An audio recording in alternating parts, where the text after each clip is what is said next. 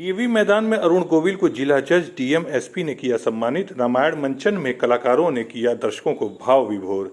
आजमगढ़ के DAV degree college के मैदान में गुरुवार की देर शाम को रामायण कॉन्क्लेव के अंतर्गत रामायण का मंचन हुआ।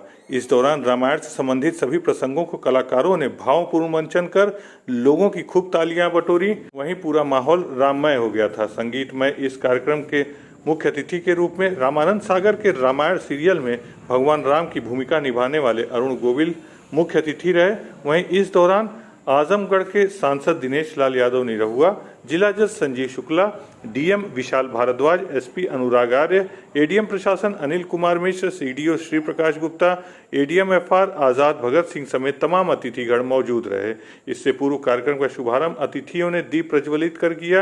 रामायण के मंचन के बाद जिला जज डीएम एसपी ने मुख्य अतिथि अरुण गोविल को अंग वस्त्रम पहनाकर व स्मृति चिन्ह भेंट कर सम्मानित किया। इससे पूर्व रामायण के मंचन के दौरान कलाकारों को भी दर्शकों का खूब अभिवादन मिला। रामानंद सागर के प्रतिष्ठित टीवी सीरियल रामायण में मुख्य भूमिका निभाने वाले अरुण गोविल के समक्ष कलाकारों ने जिस प्रकार से मंचन किया, उसको अरुण गोविल समेत सभी अतिथियों ने भी सराहा। डीएवी में प्रख्यात कलाकार अरुण गोविल ने रामायण की महत्ता पर डाला प्रकाश, नदियों के संरक्षण पर दिया बल। 2 दिवसीय रामायण कॉन्क्लेव के क्रम में देर रात डीएवी डिग्री कॉलेज के मैदान में आयोजित समारोह में टीवी सीरियल रामायण में भगवान राम की भूमिका निभाने वाले प्रख्यात कलाकार अरुण गोविल ने कहा कि आजमगढ़ ऋषियों मुनियों की धरती रही है। यहाँ सती अनसुईया, अत्रि ऋषि, दुर्वासा ऋषि, दत्तात्रेय ऋषि, चंद्रमा ऋषि के स्थान है। आजमगढ़ के लोग बहुत सौभाग्यशाली हैं कि इतने महापुरुषों के साथ ही भगवान राम से जुड़ी 2 नदियां यहाँ बहती हैं। आजमगढ़ शहर से 3 तरफ से घेर कर तमसा नदी बहती है। पवित्र नदी आजमगढ़ में बहती है जिसने भगवान राम के चरण को धोया था। उन्होंने यह भी कहा कि आजमगढ़ में ही सरयू नदी भी बहती है जिससे भगवान राम का जुड़ाव था। उन्होंने कहा कि वह सरयू नदी पर गए थे लेकिन वह उसकी दशा देखकर अचंभित रह गए। उन्होंने कहा कि नदियां केवल जल का स्रोत नहीं बल्कि माँ के समान है और इनका संरक्षण जैसे माँ की देखभाल करते हैं वैसे करना चाहिए। वहीं उन्होंने कहा कि रामायण एक पवित्र ग्रंथ है और इसमें इतनी बातें हैं, इतने संदेश हैं कि अगर उसका 10% भी मनुष्य धारण कर ले तो वह उत्तम बन जाता है। भगवान राम मर्यादा पुरुषोत्तम थे। रामायण बताता है कि भाई से भाई का क्या संबंध होना चाहिए, पत्नी से आदर्श संबंध कैसा हो, शत्रु से भी जो संबंध होता है वह भी आदर्श होना चाहिए। यह सारी चीजें ज्ञान देता है। उन्होंने कहा कि जब भगवान राम जनक के दरबार में धनुष उठाने गए थे तब उनके अपमान की कोशिश हुई थी लेकिन उन्होंने कुछ नहीं बोला, जबकि अपने भ्राता के साथ इस तरह का व्यवहार देख लक्ष्मण जी कुपित हो गए थे और उन्होंने भी जो कुछ कहा उसको अरुण गोविल ने पूरे डायलॉग के साथ सुनाया जिससे पूरी सभा तालियों की गड़गड़ाहट से गूंज उठी। इसके अलावा भी कई प्रसंग का उन्होंने वर्णन किया। सुनते हैं अरुण गोविल ने क्या संबोधन दिया। मैं यहाँ आया और मुझे ये सौभाग्य मिला कि मैं इस धरती को नमन कर सकूं।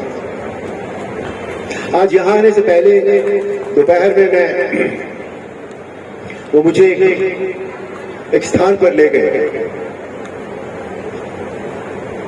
माता सरयू के तीर पर ले गए मुझे। पर बड़े दुख की बात थी कि वहां माता सरयू कहीं नहीं दिखाई दे रही।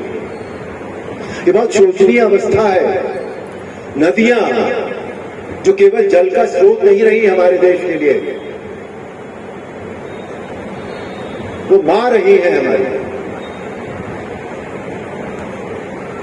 हम अपनी मां की देखभाल नहीं कर सकते। ये हम सबके लिए सोचने की बात है। उन्होंने इस कार्य का बीड़ा उठाया है अपने साथी कार्यकर्ताओं के साथ, अच्छा काम कर रहे हैं। आज मैंने भी वहां जाकर माता सरयू का पूजन किया, स्वयं भी संकल्प लिया और वहां जितने भाई बहन उपस्थित थे उनको भी यह संकल्प दिलाया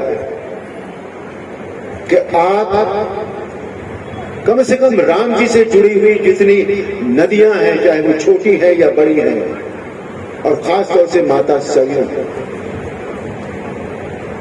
पुनः विकसित करके पुरानी स्थिति में लाने का पूरा प्रयास करेंगे।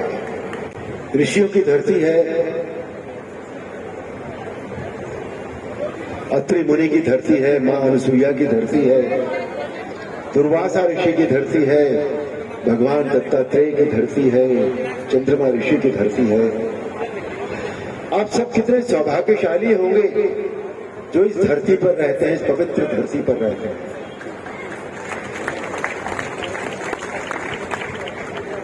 तमसा नदी जिसे भगवान श्री राम का चरण स्पर्श मिला, तीन तरफ से आपके शहर से, आपके जिले से वो नदी बहती है। भगवान शिव और पार्वती जिनका सदैव का नाता रहा इस धरती से, माता सती ने आखिरी दाह किया इस धरती पर, पिता से नाराज होकर, कुपित होकर पति के काम के लिए।